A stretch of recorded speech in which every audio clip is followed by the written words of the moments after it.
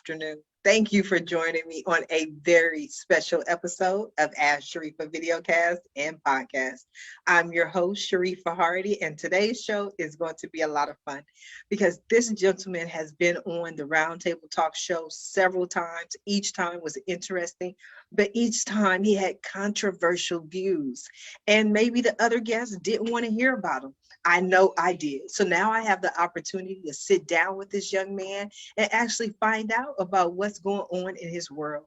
So before I go ahead and introduce today's guest, I invite you to go ahead and share the show because I'm sure your neighborhood, your friends, your network, maybe your spouse, someone in your house wants this information. Better yet, they need this information, but they won't have the information unless you go ahead and share the show with them. So I'm going to go ahead and introduce my guest, Mr. Bill Poje.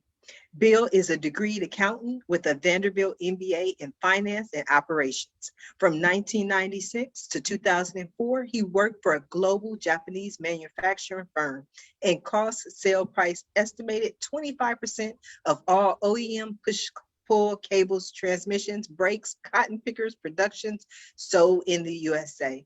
From 2004 to 2007, he was the financial controller for the largest Bahamian exporter, Polymers International, while installing a full ERP accounting system on Grand Cayman and Grand Bahama. From 2008, he has built the corporation X Vision. Good afternoon, Bill. How are you? I am well. Nice to see you again, Sharifah. I chuckle on a couple things. Calling me a young man. You're a young man, Bill. You're a young man. But speaking of which, I want to apologize for missing your birthday party. I was unfortunately a little too tied up for that. No need to apologize. No need to apologize. You're here today. What do you have? We're going to get into your whole story and your thoughts because you're definitely controversial. But what do you have behind you, Bill?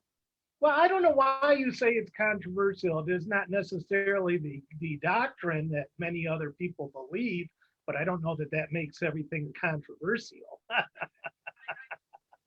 But regardless,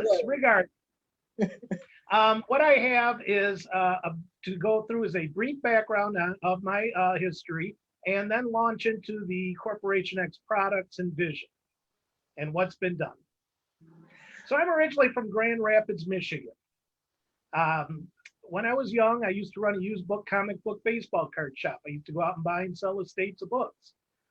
Saw more printed material than the vast majority of people out there will ever see in their lives. And did that for 8-10 years with another stint later on in life. From there, I went on to Aquinas College and got an accounting degree, as well as a business administration degree. And with the work at both undergrad and grad school, I have a minor in information systems. From there, I went on to Vanderbilt University. I have an MBA in finance and operations management from Vanderbilt, but I also audited classes for marketing and have what is essentially a marketing degree, or at least covered all the courses, including the audited. So I have a well-rounded background in business and literature. Wow, we're going to find out all about it, but I wanted to know about Mom's amazing journey. I'm staring at it, you're talking. We'll get into the finances, but what is Mom's amazing journey? Mom's amazing journey is a future product for down the road. As you stated, you and others certainly will consider my material controversial at points, which is fine. I know I've lived that my whole life. He was like, and I was right. Well, some people say I march to the beat of a different drummer, but to me, it's the only drummer I know. So to explain to people more about who I am and to rebut what I expect to be not necessarily the kindest things written about me down the road as I get more products published and things move forward. Maria Callas is a wonderful person in her life, and she had a statement that she can't control the press, so why worry about it? Right. And I can't control what people think about me in many ways. But Mom's amazing journey is about what my life has been like, and it's the story of my mother, who passed away 3 weeks ago. For the last 13 years, I've taken care of Mom. And in 2014, she wanted one last journey across America. So we drove from Florida out to Montana and back, and she got to visit all the places in her life that she had been at, see everything one last time. So it's the story of our journey for this 1 month, but it's also the story of our journey of our life together. And that's, I could have, I made 6 figures in 2007. I could have done that for the last 13 years and be much wealthier than I am now. But I didn't trade taking care of Mom for all the money in the world. That's who I am. That is beautiful. And that's not controversial, but that was beautiful to take the trip. It reminds me of the movie. I think it was The Family That Prays. I'm not sure, but it was these 2 friends that take this cross-country trip and just explore all the things before one of the friends pass away. So that must just, it was seen that at the beginning was more for your mom than for you. But when you came back, I know you just had to have a feeling of, okay, this was just a memorable experience for you as well. Oh, absolutely. Absolutely. And it's an experience I look down the road as things develop to share with everyone else. Yes. There's footage? Yes. You kept footage? No, I mean, there's pictures and I have all my handwritten notes of every conversation and everything that we talked about the whole way, all scanned, all ready for when the time is right. But there are many other things to get to before that product is ready. But Mom's amazing journey recently ended, and by sheer coincidence, we had this meeting set up, and I'm at a point of now I am in a sense a free agent. And where does everything develop from this point, and where do I move to, and what do I do next? And so this is an opportunity to lay out for everyone what it is, what's going on, and what the vision is. Yes. Yes. So what's next for Bill? We're going to talk about your products, but I want to go back and let me just, because I keep saying controversial. And I know people who are listening and watching. Right, because I know they're like, what is Sharifah talking about? He seems like such a lovely man. Because I couldn't wait for like the second time before an interview with you to sit down and talk to you. Because the whole thing is this COVID issue, and you just feel like it's much ado about nothing. And I'm putting words in your mouth, but you're here. So please let me know your thoughts. If you do the math, the original studies that were the one original study that was published, and the articles out there from March 18 from the Los Angeles Times, it says governments face a choice: ruin the economy or let 2.2 million people die in a few months. Okay, for 2.2 million Americans to die in a few months over a 7-month period, that would be 10,000 people a day dying from COVID. Okay, the thing had been out for 5-6 months. You didn't even have 10,000 people dead total in that amount of time. There's no way you're going to have 10,000 people a day dying. And if you have 10,000 people a day dying, you're talking about 40,000 people a day more being hospitalized. You're talking about a catastrophe globally that is unheard of. There was never a chance of that happening. One non-peer-reviewed study was used in the background to create this global shutdown. Yes, people die, but people die every day. 8,000 Americans die every day. 190,000 people die every day around the globe. Okay, there is no need for a shutdown. There never was a need for a shutdown. That is my opinion. And I think that the numbers bear that out. So what was the purpose of the shutdown? To control people. Put you under the thumb. Yep. Now they got a whole bunch of more rules and regulations. And that then ties back to the whole Byzantine Pineapple, which predicted that. Okay, so let's talk about the Byzantine Pineapple. Well, let's come back to the Byzantine Pineapple. We'll save that for the end. Okay, where are we going in? Direct us, Bill. We'll work to that. So after college, I worked in amusement games. I worked for Skee Ball, shipped amusement games all over the globe. I worked at Irwin Seating, where we made seating for stadiums. such as the Rose Bowl and other places like that. AT&T software-defined network, the first private networks that were sold when the systems broke up. I was involved with a startup with that. There are many other manufacturing places that I worked at. Heil and Tempstar, heating and cooling systems. Looked at buying and thought I had a tool and die shop we were going to buy, but the guy decided to sell it to his son. And also that same thing happened with a plastic injection molding place.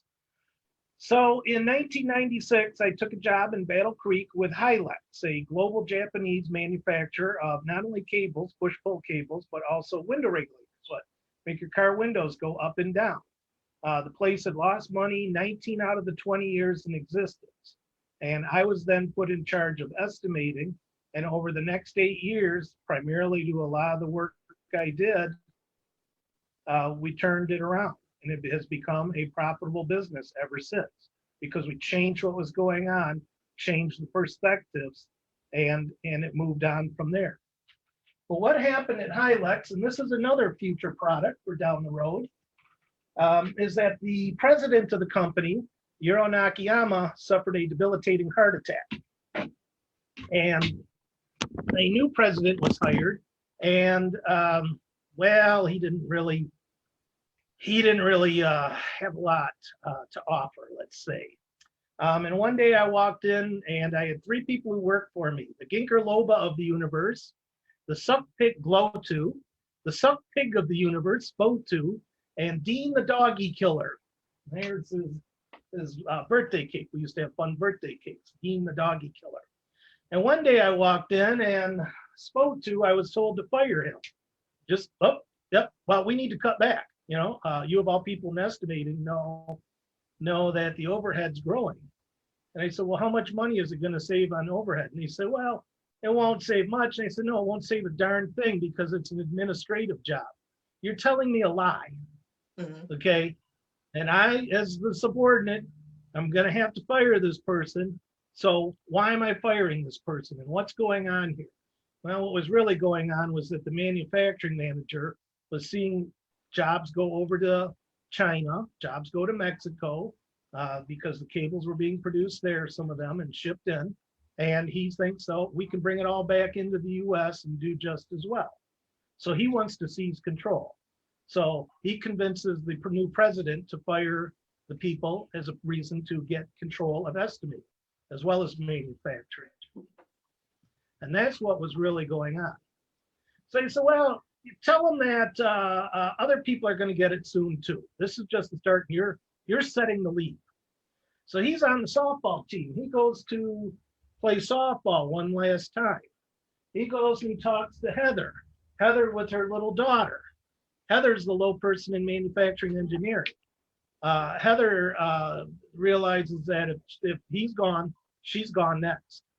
So she can't work. She comes in Monday morning. She's a basket case, expecting to be fired on Friday. And she talks to her boss. He's like, what's going on?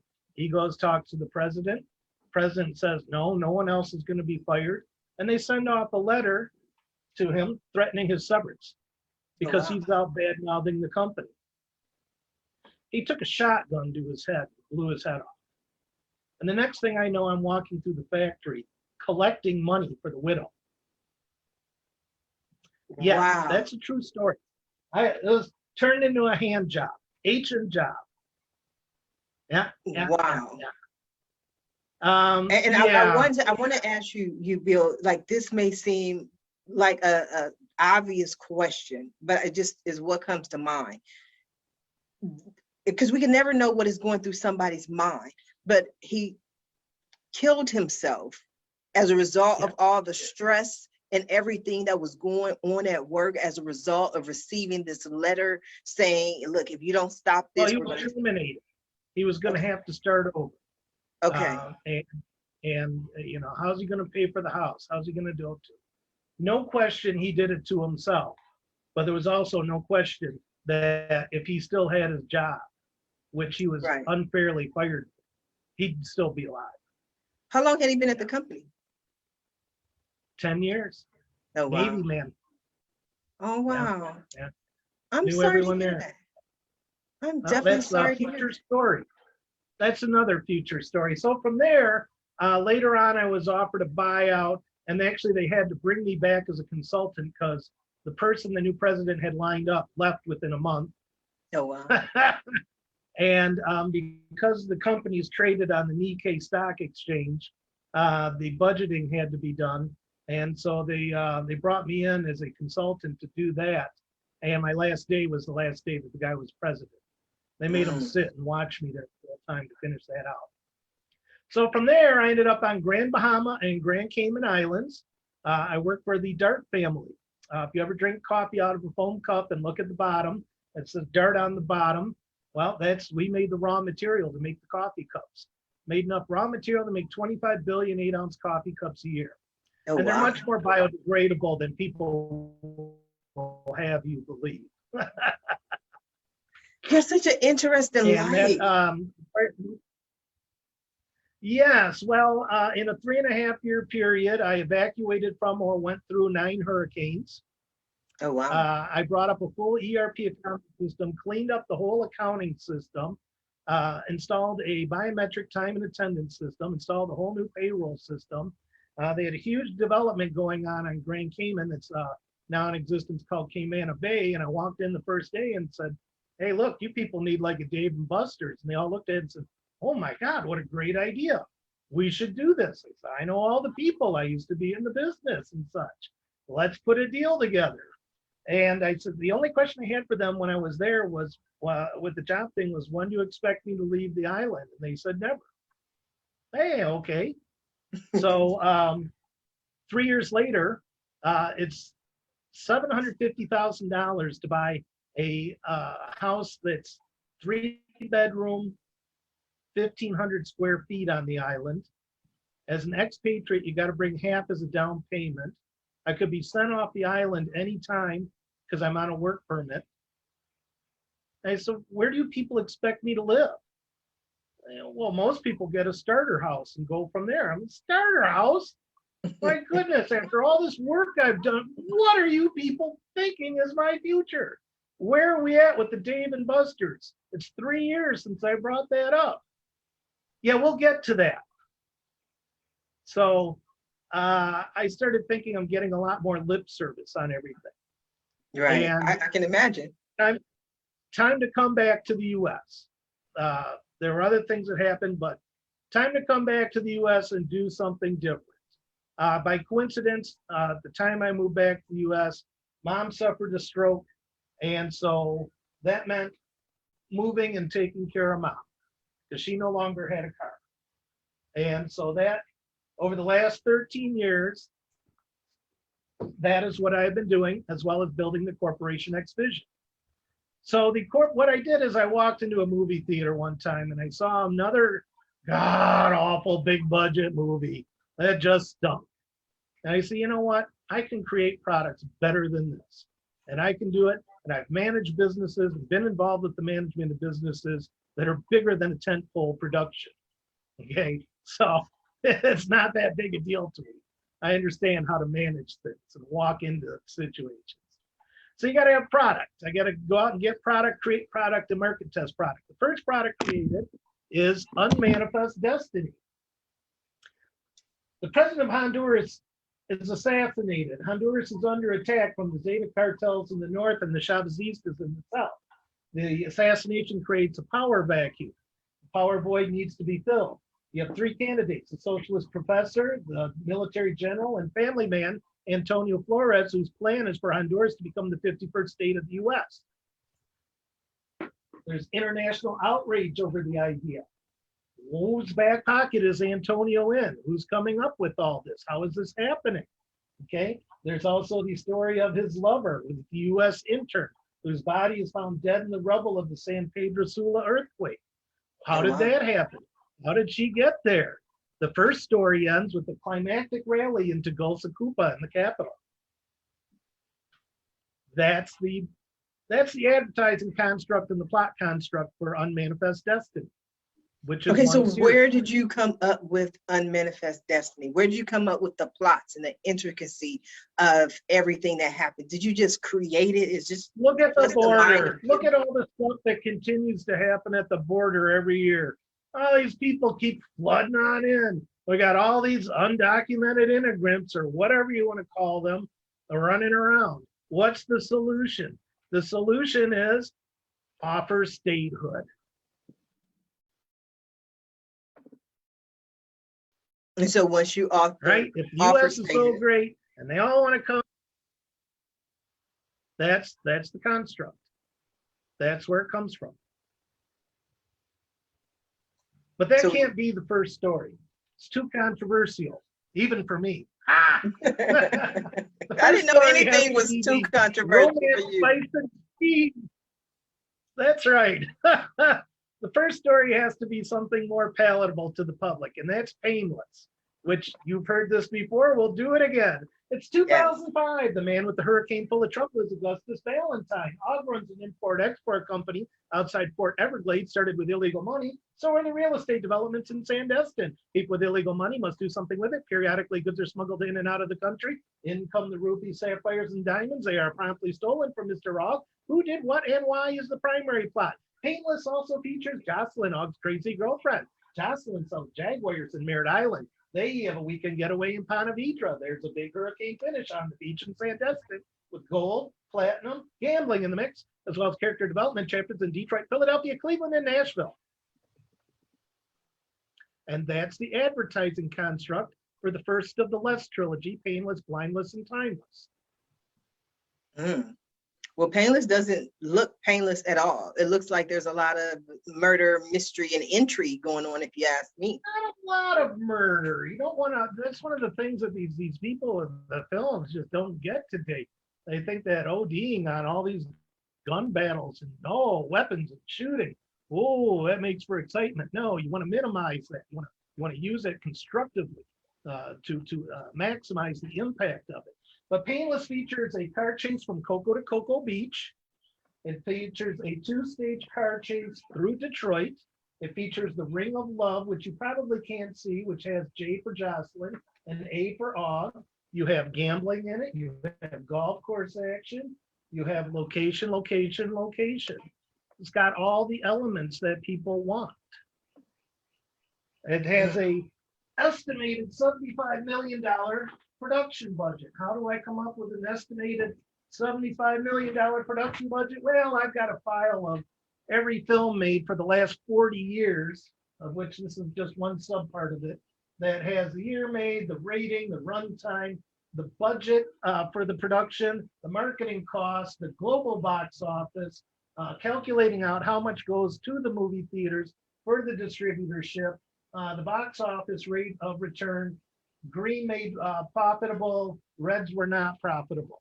So in looking at every film made over the last 40 years and having been involved in product estimating and knowing what the constructs of the scenes are, it's a safe bet to say that 75 million is an estimated starting point for a production budget. I can How see. do I know that it's 2.5-hour film and what the scenes will cost? Well, everything's already broken down. So I've got all the timing schedule for everything broken down. This is the early Laurel Park Place Mall in Detroit scene. This is the steamy car drive up I-95 in a Cadillac in a thunderstorm, starting out in daylight, ending in a thunderstorm on a Friday afternoon in Florida on a busy day. This is the car chase through Detroit. This is the car chase from Cocoa to Cocoa Beach. That's the big golfing scene. This is opening night on the beach in Sandestin. This is the big hurricane finish. This is the soundtrack. Yes, and the soundtrack, just the word soundtrack stands out to me because people will say that's really what makes a great movie, what stands out, the music, the soundtrack of it, which really sticks to you. Well, that's the idea, and it's worked into the story so that it actually has songs that have meaning with the characters, with the lyrics and such, versus, let's just go get a popular name and have them write something for it. So just because I wrote it doesn't mean it'll work. I No, went it out, sounds I very met people. detailed though. It sounds to me like it would work just simply based on the detail of it. You have every aspect of this production. Yeah, but you got to prove it. You got to do a market test and prove things. So I went out, I met 20,000 people. I did what you're seeing here and it continued to expand, meeting 20,000 people just on a one-to-one. I sold 2,500 books. That's a How did you 12.5%. meet? Go ahead. I sold 2,500 books. It's 12.5% on a one-time thing. Now you would think that people in the book industry would look at that and say, wow, this is phenomenal. Let's do something with it. I'm too controversial, I guess. You're fun though. That's the controversial people are fun to me. They're No, not you the know. yes people. The yes people are the ones who pointed out all the pictures on the website. Everyone's having a good time. You know, I like to have a good time with people. yes. But I want to go back to all the people. How did you meet that many people? Because you have this map. I'm like, did you just jump in Border a Books car? was still around at the time. Border Books was still around at the time, and I was able to go and do Border Books. And the first stores I went into, I sold, and didn't matter where I went. I continued to sell, so I could continue to go to all the various stores, and they would carry and sell the products. And actually, last year, I thought I was going to be out on another book tour with the publication of Byzantine Pineapple, and then it got COVID, it shut down. Right. Otherwise, things would be farther along, and the books would be in a display further. Yeah. So upcoming, then, we have the sequel to Painless. Blindless. Blindless features the back end of the hurricane, deer hunting in Michigan, Krugerrands in Detroit, disco demolition night in Chicago, extended chase scenes through South Florida, South Beach, and particularly the Lincoln Road Mall, winds up with an ice storm in Philadelphia, followed by a car chase down the Schuylkill, the Schuylkill Expressway to Penn's Landing, featuring an extended chase scene through the King of Prussia Mall.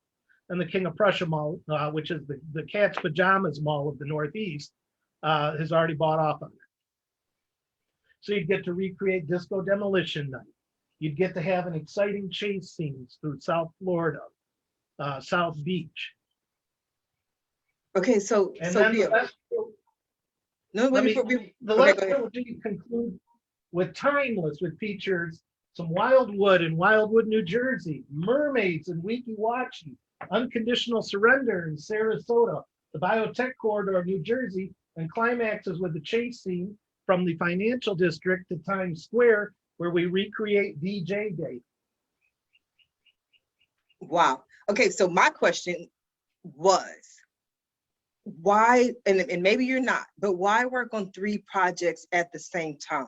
Wouldn't people typically get one project complete and finalize and fund it, you know, get that $75 million and then move on to another project? Why the focus on multiple projects simultaneously?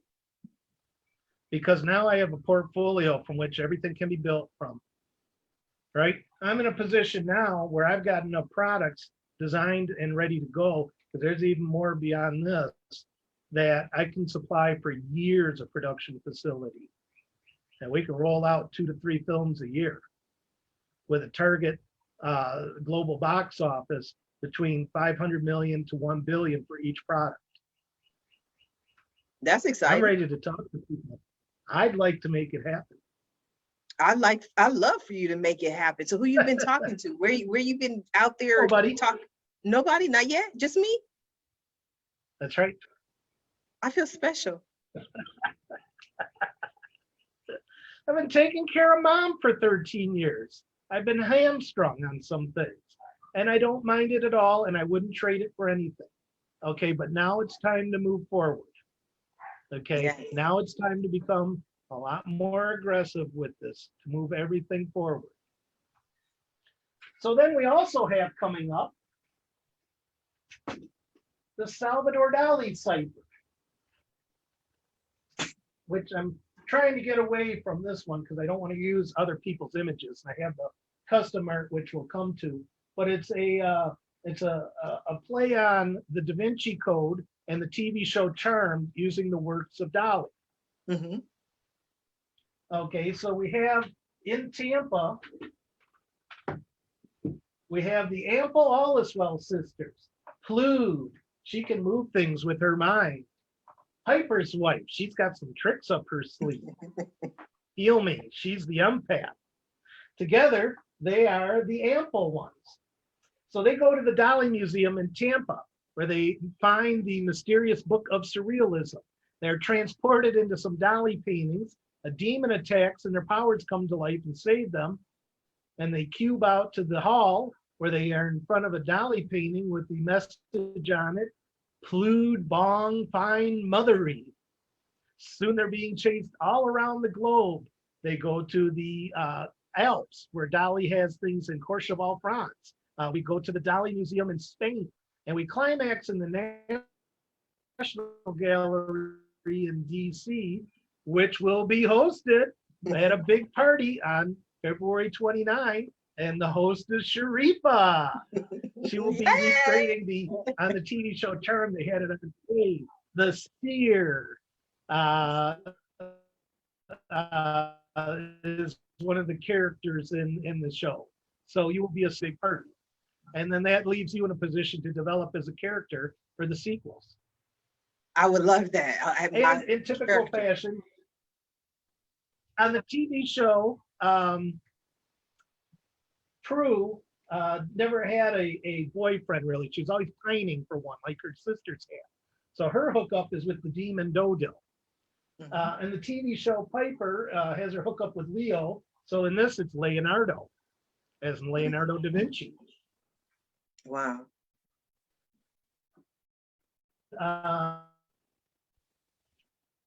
He had a hookup with, and so we work in the mythology of both and make it very entertaining and fun for everyone. How do you come up with these ideas? I say, I'm in manufacturing. I've been in manufacturing. To me, everything about it is not about writing. Okay, I don't sit there and say I'm writing. Okay, what I say is I'm constructing a product. I'm constructing a product to meet end goals. We need to have exciting chase scenes. Where are we going to have our chase scenes? What's the offsets to the chase scenes? We need the big finish. Okay, we need the entertaining plot to drive everything. We need location, location, location. We need dialogue that doesn't suck. And we need romance, spice, and steam, because if you don't have romance, spice, and steam, you'll never get the woman to want to enjoy it. Yes, but how do you find the detail in it? You have incredible detail in each story. I mean, you talk about the ladies, the sisters. You have a gift, a skill for each one of them. How do you find the detail? Well, you put in the time and effort. Mm-hmm. You work it. You work it. When I write from start to finish. And then I go back to the beginning and I read it back over and I say, this doesn't work or this doesn't sound good. Let me keep working it till it gets better. And it took 6 full revisions for Painless. And for the novels, it'll take between 5 to 10 revisions to get everything correct. But it's a matter of just putting in the time and effort to go work it. Most people don't want to put in the time and effort to do that. They want it to be done after one draft or so and then say, well, that's it, I'm done, and move on from there. That's what I think. That's my opinion. And I love hearing, because you always give me at least Bill's truth. You give me your truth as you know it. So when you did the 6 revision, so you did the first couple of times and something in it you felt this isn't up to my standards or this isn't good enough, or maybe you wanted to expand it. What are some of the ways that you, or what are some of the ways that you revise the story as you're going along? Was it, like I said, you need to expand it, or maybe you're like, oh, this person really wouldn't say that? What are some of the revisions you made? The dialogue down the first time or two. That's the hardest part. And when you go back and you reread it, you sit there and you say, oh gosh, this is awful dialogue. Exactly what you said happens. They wouldn't say this, they would say this. But since you're now working with a complete story from front to end and you're now foreshadowing things, you now know, and you've developed the characters far enough to have a better feel for what they'll say. In Painless, there's a scene where the car chase from Cocoa to Cocoa Beach ends with the car going into the Banana River. And for the first 5 revisions, I was not happy with our hero's escape from it. Okay, I mean it's too contrived. Okay, but I didn't worry about that. I didn't worry about that fixing it the first few times around, because there's plenty of other things to fix and work through. Let it suck. Let it be there. Wait till the end. Find the way at the very end to make it go over the top, to make it believable. And I did. And in the climax at the very end with what happens, the first 5 revisions, I liked it, but there was something missing. It didn't have the coup de grace. And then it came to me after having worked it, having thought about it, and worked on through, and in developing at the same time the sequels, because you have to have what's going to happen. How do people get out of their situations? You're already working on the sequel if you're doing it. Okay, so again, it came down to that revision that it was like, this is what needs to happen to send it and make it over the top. At the same time, I'm playing it all in my mind. I'm saying, if I'm sitting in a theater, well, what are they going to see? Because I'm designing for film. Right, but do you ever rewrite it, Bill, based on, say, you change the ending? There's a different ending, and you have to go back and revise some of the early aspects to work that final ending in. Maybe something she has to say, a little clue or something to get her there, or a decision or choice that has to be made to come to that final conclusion. I had pretty well already built that in. But Okay. yes, that's part of the multiple revisions. You're looking for those things. You're building those things along. Yeah. The end has to be properly foreshadowed. And so what happened at the end is properly foreshadowed. But it's interesting to me, Bill, because you sit there and you say, I was in manufacturing. My background is in manufacturing. But to me, I was never in manufacturing. I don't know, but it doesn't come across as one of the most creative industries. And yet, you know, I would think you were in production or something, or an author, or maybe, I don't know, a musician with the creative eye that you have. Yeah, but if you watch and the stuff, if you watch the DVD extras and you watch the stories of musicians and how certain recording sessions and records were made, I mean, they're basically doing the same thing. Mm-hmm. You know, you're starting with the certain aspects, and then you keep reworking it. Mm-hmm. You get it to the point of what you like. Mm-hmm. I like that. So, I mean, when you manufacture, you create products, you bring things to life. So I guess that is a creative aspect or a creative outlet. Well, I mean, manufacturing, you start with a blueprint. You create the prototype from the blueprint, and then you test the blueprint, you test the product, and you say, what didn't work? And if it's part of a total system, such as a vehicle, then you say, well, how do we now need to modify this to make the whole vehicle work? What are the different aspects? Okay, so you're constantly tweaking and working things till you come to the final product. And there really, to me, is no difference, from my perspective, at least. Excellent point. So we get to hear about the Byzantine pineapple? Yes. So the Byzantine pineapple is nonfiction. Byzantine means that everyone out there, we're all criminals, because there's so many laws on the books, it's impossible for us not to be criminal. And any of those laws can selectively be used against anyone at any point in time by the government. Okay. Pineapple means that what's going on is that those who live inside the pineapple wall are sucking out all the cash out of the systems. Okay. Use the CARES Act, for example, $2.2 trillion. If you add up all those $1,200 checks that were originally sent out as part of the CARES Act, if you do the math against the number of taxpayers, which was supposed to be, it comes out to 75 billion. I've seen numbers that say max 150 billion was spent on those $1,200 checks. Where'd the other 2 trillion go? It went to those inside the pineapple wall. You know, what do we got going on sitting stalled in Congress now? We supposedly are in the middle of this huge crisis that everyone needs to wear a mask or so and do all these other hoopla and whatever.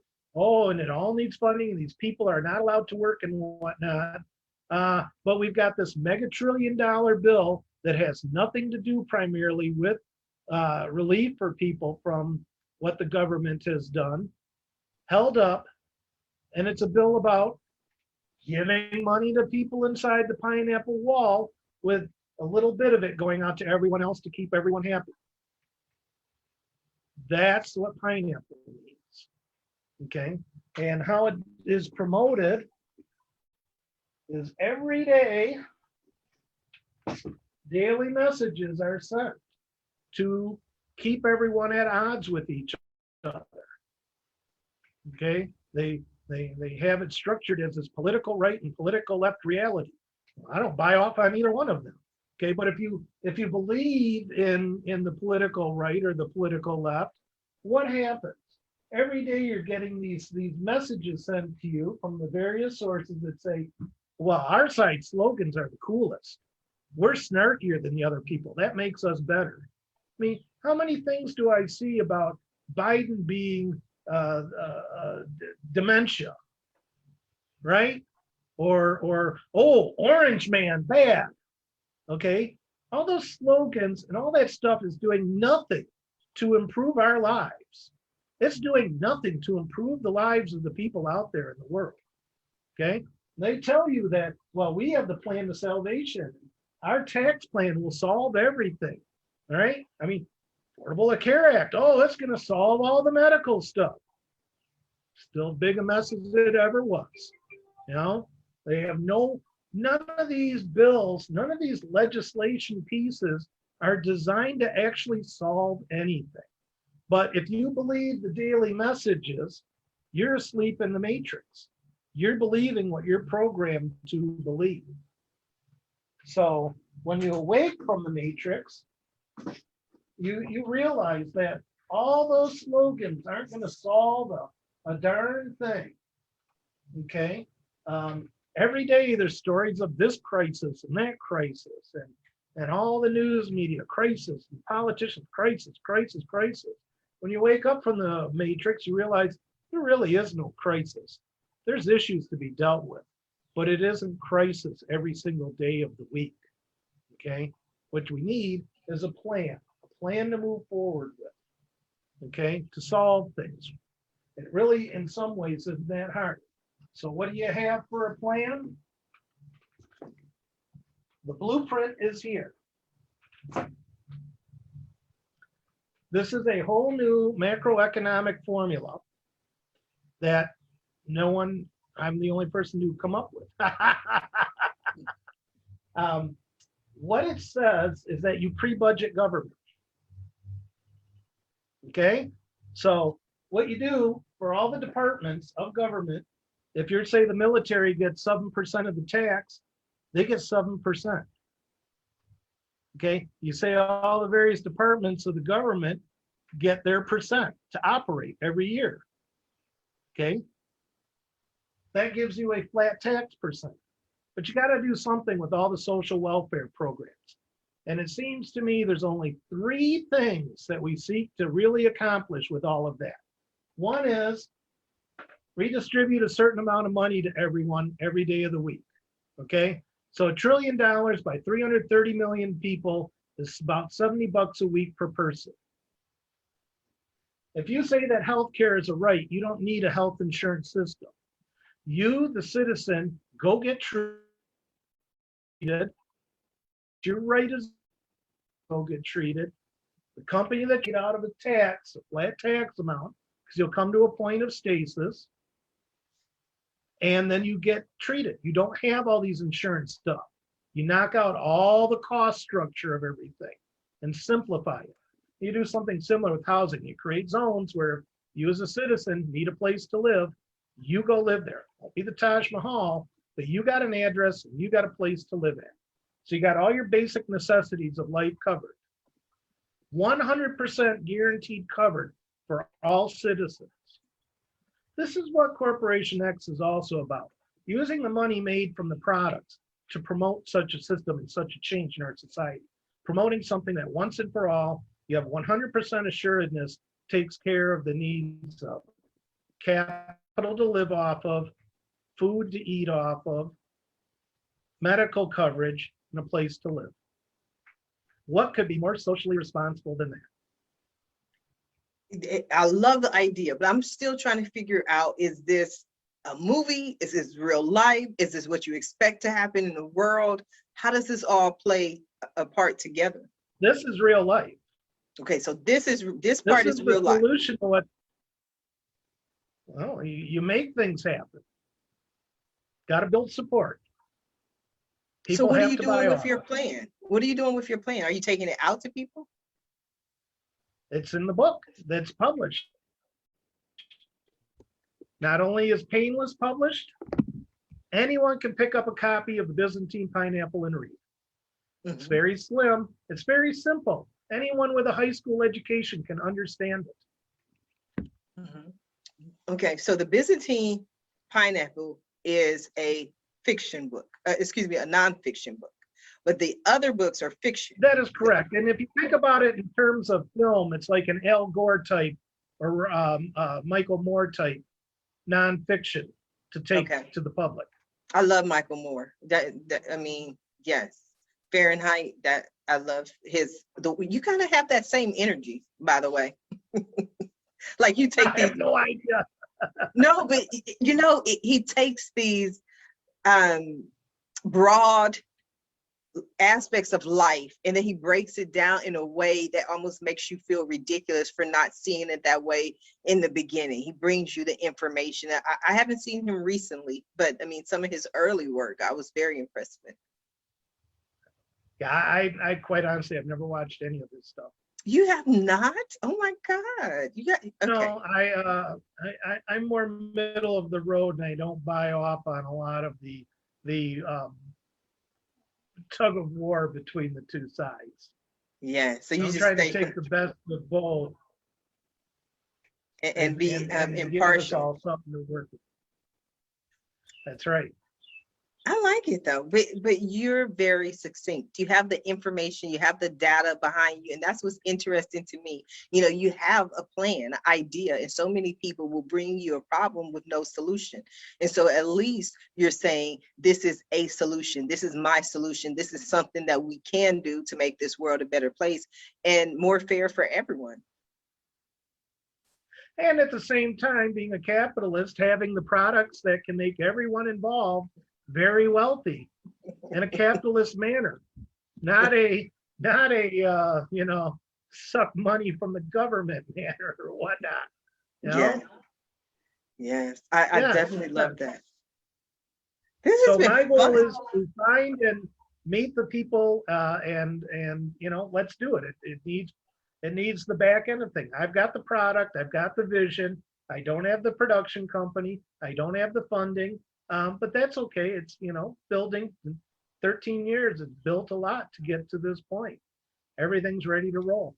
So I'm looking for the people, to work with the people, to talk with the people. Good Lord, I don't even talk to the people to get involved, and let's make it happen.